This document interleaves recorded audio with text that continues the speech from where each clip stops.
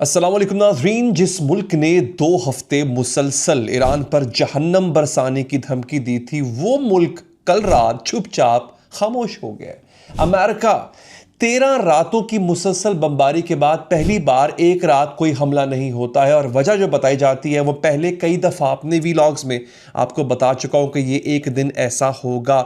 वजह वही है जो आप जानते हैं। जी हाँ, अमेरिका के हथियार ख़त्म हो रहे हैं। अब ज़रा इस जुमले को दोबारा सुनिए। जिस जंग के बारे में वो ये कह रहे थे कि हम ईरान का फौजी ज़ख़ीरा तबाह कर रहे हैं, हम ईरान को स्टोन एज में फेंक रहे हैं, वही जंग अब अमेरिका का अपना ज़ख़ीरा खाली कर रही है। और आज मैं आपको दिखाऊंगा कि ट्रंप के अपने लोगों ने उसे कैसे साफ ये कह दिया कि भाई साहब, अगर आप ये जंग जारी रखोगे तो आप खुद तबाह होगे। लेकिन इस वीडियो में और भी बहुत कुछ है। एक नया मोर्चा खुल गया है ईरान के खिलाफ, और इस बार दुश्मन बड़ा अजीबो गरीब किस्म का है। और एक खबर है जो दहला देती है कि ईरान ट्रंप को बहुत करीब था कि निशाना बनाए। जी हां, इतना करीब पहुंच गया था कि ट्रंप को अपना हवाई जहाज बदलना पड़ा। यानी ईरान जो है वो तकरीबन ट्रंप को मार चुका था। फिर क्या हुआ वो मैं आपको आगे चल के बताऊंगा नाज़रीन। तो आइए आगाज़ करते हैं। सबसे पहले तो चैनल को आप सब्सक्राइब कीजिए, क्योंकि ये खबरें आपको कहीं और नहीं मिलती। अगर नहीं करेंगे सब्सक्राइब तो खबरें मिस हो जाएंगी। और फेसबुक पर अगर आप मुझसे लाइव बातचीत करना चाहते हैं तो सिर्फ फॉलो नहीं करना, फेसबुक पेज को सब्सक्राइब भी करना है। पहले कल रात की कहानी सुनिए दोस्तों।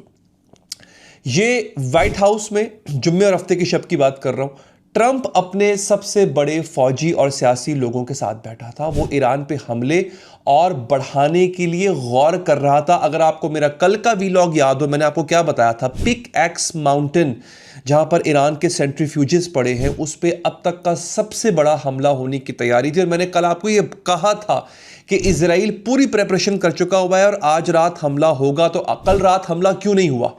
होता यह है कि इस मीटिंग में 2 सबसे अहम लोग थे जो उसको रोकने के लिए खड़े हो गए। पहला, जॉइंट चीफ्स ऑफ स्टाफ का चेयरमैन जनरल डैन केन।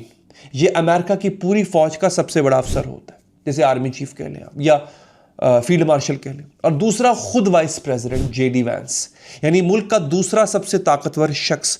और ये सीएनएन का दावा नहीं, ये सीएनएन ने 2 अलग जराए से इसकी तस्दीक की है। जनरल केन ने ट्रंप से जो कहा वो समझने के काबिल है, लायक है। उसने कहा कि जनाब, आप जो हमला करना चाहते हैं वो हम कर सकते हैं, उसमें कामयाब भी हो जाएंगे, लेकिन उसके बाद हमारे इंटरसेप्टर्स खतरनाक हद तक खत्म हो जाएंगे, कम नहीं होंगे, खत्म हो जाएंगे।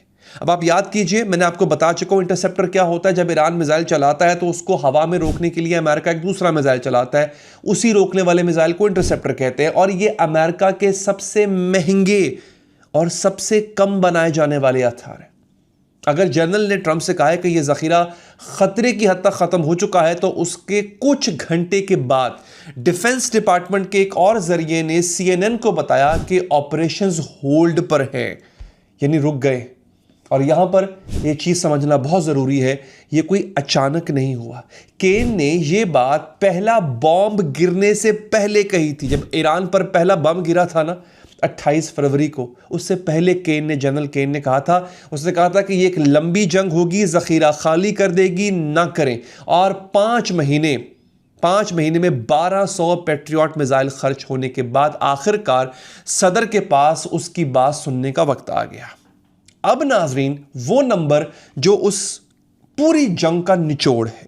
ईरान की तस्नीम न्यूज एजेंसी ने एक हिसाब लगाया कि पिछले 2 हफ्तों में, पहले वाले जंग के हिस्से की बात नहीं कर रहा, इन 2 हफ्तों में ईरान के हमलों से अमेरिका का कितना नुकसान हुआ है। तस्वीर देख के आप भी हैरान रह जाएंगे। 20 अरब डॉलर से ज्यादा सिर्फ 2 हफ्तों में ईरान ने अमेरिका का नुकसान किया है। सुनिए, 4 पैट्रियट सिस्टम, ये बहुत महंगे होते हैं, कि 4 नहीं, मतलब ये बहुत महंगे होते हैं। 6 पैट्रियट रडार, 2 F-15 लड़ाकू तैयारे और 8 तेल भरने वाले जो टैंकर्स होते हैं वो तैयारे, 17 ड्रोन। अब मैं आपको, चूंकि ईमानदारी की बात करनी चाहिए, फिलहाल इनकी आज़ाद ज़राए से तस्दीक नहीं हुई, ये ईरान का दावा है। लेकिन असल बात नंबर्स नहीं है, असल बात यह है कि 5 महीने ये जंग इस दावे पे लड़ी गई कि हम ईरान की फौज का जखीरा तबाह कर रहे हैं। नतीजा क्या निकलता है? ये जंग जो ईरान का ज़ख़ीरा ख़त्म करने चली थी, खुद अमेरिका का अपना ज़ख़ीरा ख़त्म कर चुकी हुई है। और यही इस जंग का सबसे बड़ा तनाज़ा है और इसको छुपाना मुश्किल हो गया अब अमेरिका के लिए, क्योंकि जब मुल्क का सबसे बड़ा जनरल, वाइस प्रेसिडेंट एक मीटिंग में बैठ के ये बात कह देते हैं तो फिर पैगाम वाज़े है कि जनाब अब हाथ खड़े कर लो, हमारे पल्ले कुछ नहीं रहा है। नाज़रीन, ये बहुत बड़ी खबर थी। अब यहां पर मैं सवाल उठाने जा रहा हूं जो बहुत इंपॉर्टेंट है, और याद रखिए अभी वो खबर बाकी है कि ट्रंप को कत्ल करने के ईरान बहुत करीब पहुंच चुका था। वो मंजर कैसा था, वो मंजर बदला कैसे, मैं आपको वो भी बताऊंगा। आपने मेरे साथ बने रहना दोस्तों। अमेरिका ईरान को रोकना चाहता था तो उसने पहले कोशिश क्या की थी, और उसका जवाब है शिकागो यूनिवर्सिटी के प्रोफेसर ने रॉबर्ट पेप, वो उसका कड़क कमाल का जवाब देते। जून में अमेरिका ने ईरान को एक मुआहदा दिया था। उसमें क्या था कि 12 से 24 अरब डॉलर के जो फ्रोजन एसेट्स हैं वो आपको दे दिए जाएंगे। ईरान को तेल बेचने की इजाजत दी जाएगी और 300 अरब डॉलर का एक तामीरी फंड दिया जाएगा। यानी अमेरिका ने सोचा कि वो ईरान को पैसों से खरीद लेगा, और क्या हुआ? पेप कहते हैं कि ये सब नाकाम हो गया। क्यों? ईरान पैसा नहीं चाहता, ईरान ताकत चाहता है। अब इस फर्क को समझिए। अगर कोई आपके घर में घुस आए और फिर आपके हाथ में कुछ पैसे थमा कर कहे कि जनाब ये लो, खुश रहो, घर से निकल जाओ, तो आप घर से नहीं निकलेंगे, आप पैसे वापस कर देंगे, क्योंकि मसला पैसा नहीं था, मसला ये था कि वो आपके घर में घुसा क्यों। और पेप कहते हैं कि ईरान के लिए असल चीज़ हुर्मुज़ पे उसका इख्तियार है, उसकी ताकत है, उसकी हैसियत है। और जब अमेरिका सिर्फ पैसे देकर उसे खरीदना चाहे तो ईरान इसे कमज़ोरी समझेगा। तो पेप का नतीजा सर्द है। वो कहता है अब अमेरिका के पास सिर्फ एक रास्ता बचा है। अगर वो एक बड़ी जंग से बचना चाहता है, हकीकी रियायतें देना पड़ेंगी, ईरान को ताकत मानना पड़ेगा। ये उसका अपना तज्जिया है। और अब नाज़रीन एक नया मोर्चा खुल गया। अब ये न्यूज़ जो है ज़रा और इंटरेस्टिंग होने जा रही है। यहां पे आपने रुकना है।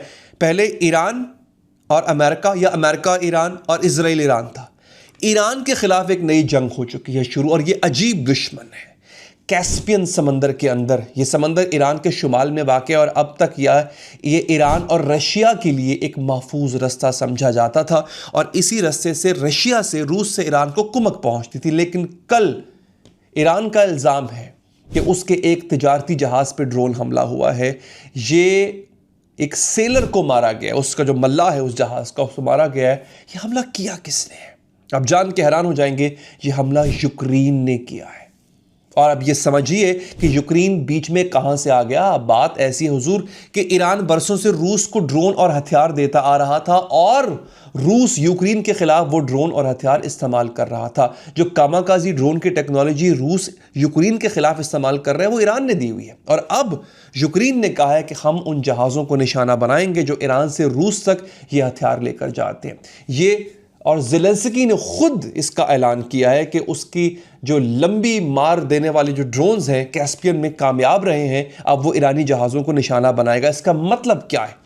ईरान पहले एक जंग लड़ रहा था अमेरिका के साथ, और अब उसके सर पे एक दूसरा दुश्मन आ गया है। यानी एक तरफ अमेरिका, दूसरी तरफ यूक्रेन। और ईरान के पहले नायब स्पीकर ने धमकी दी थी कि यूक्रेन का ये अमल बेजवाब नहीं जाएगा, यानी ईरान पलट के जवाब देगा, और कोई भी लॉन्च करने वाली जगह अब जायज़ निशाना समझी जाएगी। दोस्तों, इससे पहले कि मैं आपको ट्रंप के कत्ल का बताऊं, यह हिस्सा सुनना बहुत ज़रूरी है। यानी एक मुल्क जो पहले से 2 हफ्तों से बमबारी झेल रहा था, उस पर एक नया मोर्चा थोप दिया गया है। लेकिन दोस्तों, ईरान ने झुकने से अभी तक तो इनकार नहीं किया, और अब इसमें रूस बराह रास्त इन्वॉल्व हो चुका हुआ है। ये कितनी इंपॉर्टेंट चीज़ है। अब आ जाएं दोस्तों उस खबर पे जिसका मैंने आगाज़ में जिक्र किया था। याद है कुछ हफ्ते पहले ट्रंप तुर्की में नेटो के इजलास में गया था। वहां पर वो एक नए हवाई जहाज पे पहुंचा। ये बड़ा अजीबोगरीब है। ये हवाई जहाज आपके सामने भी आ चुका होगा। ये इतना लग्जरी हवाई जहाज है दोस्तों कि दंग रह जाता है इंसान। ये जहाज कतर ने तोहफे में दिया था ट्रंप को, लेकिन जब वापसी का वक्त आया तो उसने जहाज बदल लिया, पुराना एयरफोर्स 1 इस्तेमाल किया। क्यों? न्यूयॉर्क टाइम्स के मुताबिक अमेरिकन हुक्काम को ईरान की प्रॉक्सी फोर्सेस की तरफ से एक काबिले एतमाद खतरा मिला था। यानी बिल्कुल वो अटैक करने वाला था कि वो ट्रंप के जहाज को निशाना बना सकती है, और खुद ट्रंप ने उस वक्त कहा था कि वो मुझे ख़त्म करना चाहते हैं। ये बयान ट्रंप का वायरल हुआ था। मैं ईरान की जो लिस्ट है उसमें हूं, मैं नंबर 1 पर हूं उस लिस्ट के अंदर। अब यहां मैं आपको बड़ी ईमानदारी से बताता हूं कि वॉल स्ट्रीट जर्नल ने लिखा कि कुछ अमेरिकन हुकाम को यह खतरा पूरी तरह सच नहीं लगा था और उन्हें यह शक भी था कि शायद यह खबर इजराइल ने इसलिए दी ताकि अमेरिका को ईरान के खिलाफ बड़ी जंग में धकेल सके। यानी पूरी तस्वीर दो पहलू रखती है। लेकिन एक बात तो साफ है कि दुनिया का सबसे ताकतवर शख्स का अपना जहाज बदलना इस बात की दलील है कि एक कमजोर मुल्क जिसको आप इतने महीनों से मार रहे हो वो आपके गिरेबान तक पहुंच चुका था दोस्तों। और अब जो दूसरी वजह है मैं आपको वो बताता हूं कि ट्रंप ने जो हार मानी है, ट्रंप जो पीछे हटा है, वो क्यों हटा है। उसकी एक और वजह भी है क्योंकि ईरान ने एक और मैदान जो है उसको भी एक्टिवेट कर दिया, वो है हौसी।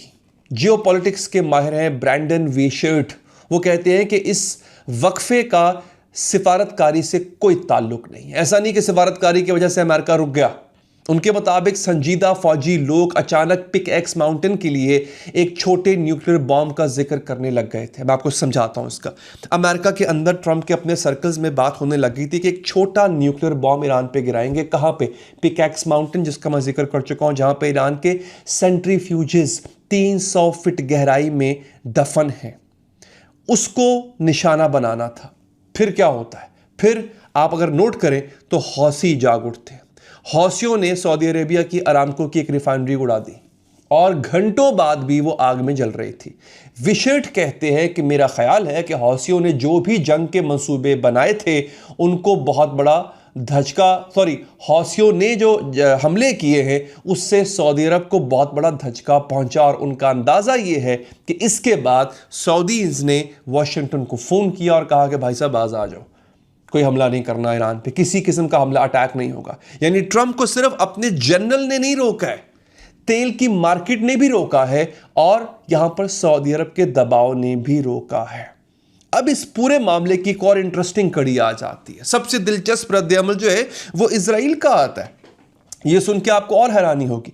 हैरिट्स बहुत बड़ा अखबार है इजराइल का, उसके मुताबिक इजराइल ट्रंप के इस आखिरी लम्हे के फैसले से पूरी तरह हैरान रह गया। ये हैरिट्स की हेडलाइन है।